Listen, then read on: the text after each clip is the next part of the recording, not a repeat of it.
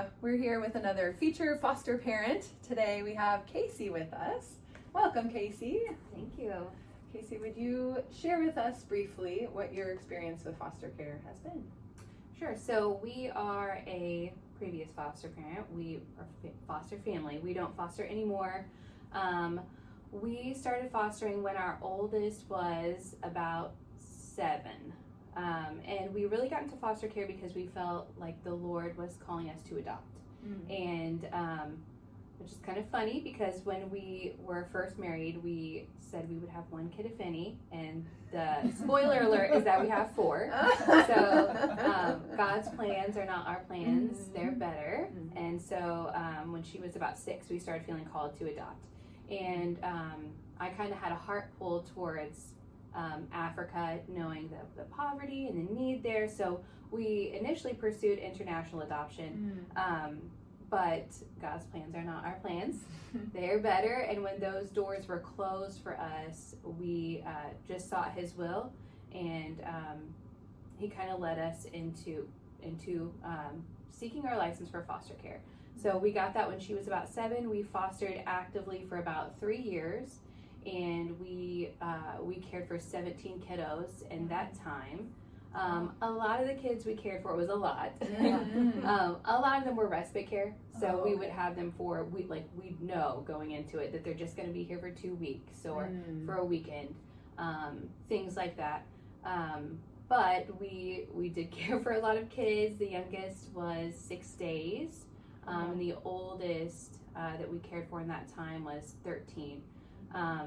So we learned a lot. We did end up adopting through foster care. Our oldest son is now 10, and he came into our care when he was 18 months old, and we were able to adopt him when he was 5. So yeah, that's a little about our foster care experience. Wow.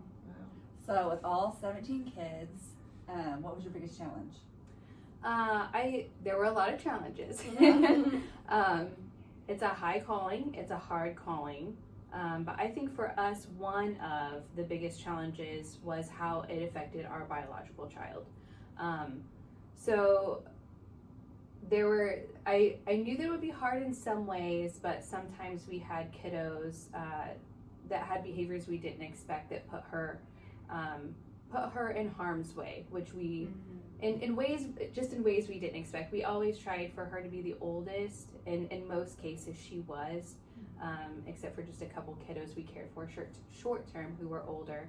But sometimes there were things that were shared with her, past traumatic experiences for the foster child that they told her in detail about, hard things like that, stories like that, we didn't want that kind of secondhand trauma or her to be exposed to those kinds of things. And then also, we did not expect the toll that having that many kids in that short time would take on her as far as attachment is concerned. And so she still exhibits attachment struggles, attachment issues. She has really struggled to form healthy bonds and attachment with her 3 younger siblings. So there was one sibling group that we had that she bonded really closely to, and she didn't know at the time, but they were an adoptive placement. And so when that did not work out, because nothing in foster care is sure, except that there will be uncertainty. When it didn't work out that way and they left, it really was just heartbreaking for her. And I think at that point the walls kind of went up, and she's really struggled with that. That was a big challenge, is just seeing how the secondhand trauma can affect your biological kiddo, and then the attachment issues that it can cause with them. That makes sense. How old was she when that sibling group left? She was 8. Oh, okay. Yeah, and they were in our care twice. So we had them for a while, and they were placed with relatives, and then we had them again.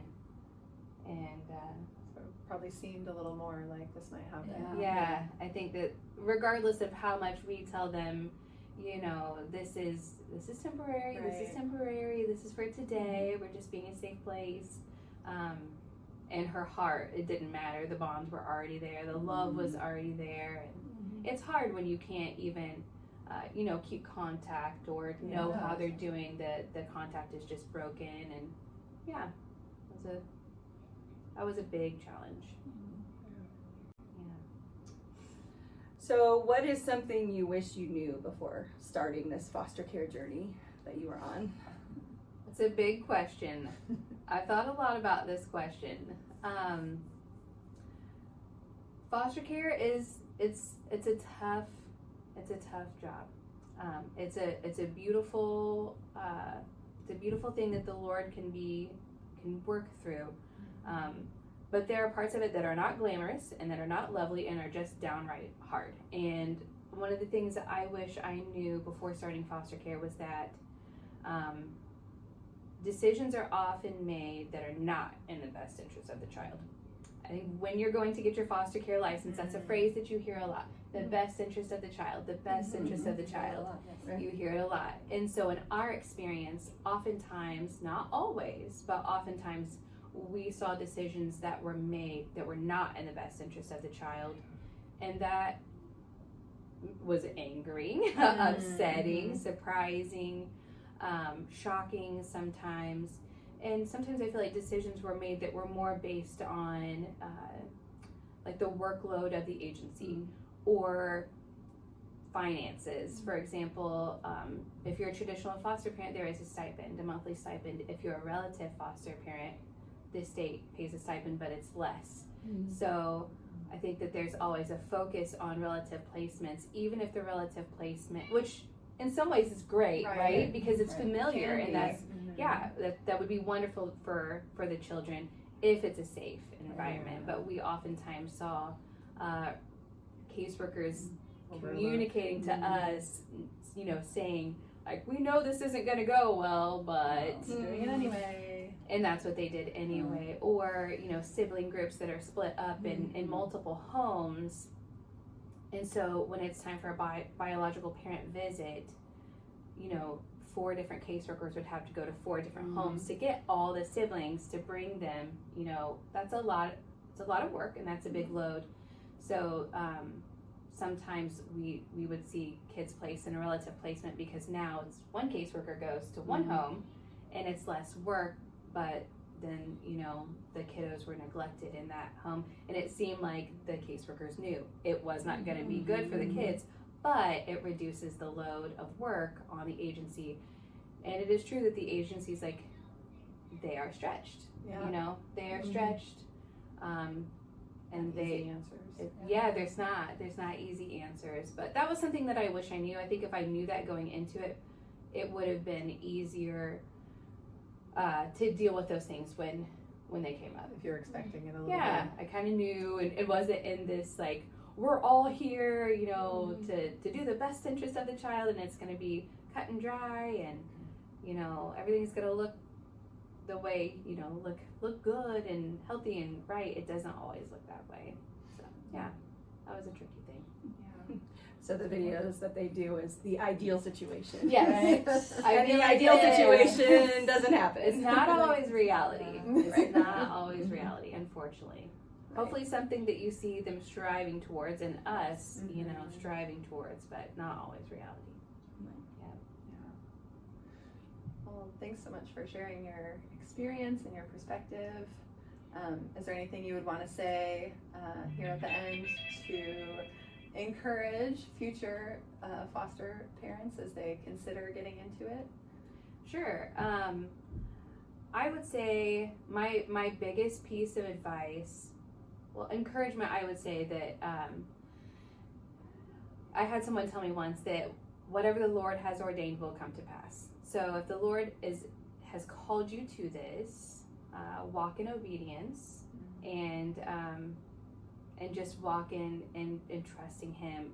But also the advice is likewise, just stay so very close to God, and wait time should not be wasted time. So if you feel like you're waiting, wait with the Lord, wait in trusting Him. Also, every phone call you get, there's an urgency for an answer.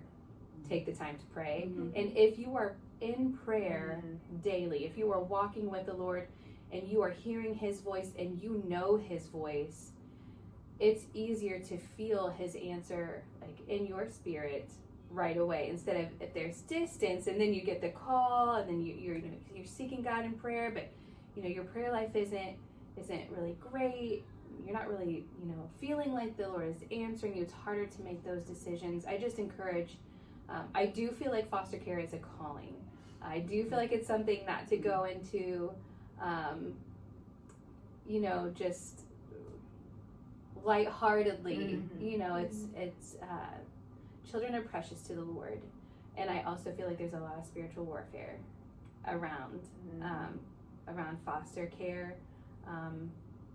That because children are so precious to the Lord, there's a lot of spiritual activity there. So I would just say my biggest encouragement is to trust the Lord and to stay close to him, and my biggest advice is just to stay prayed up. Good advice. Very good. Yes. Thanks, Casey. Thanks, Casey. Casey. Thank you.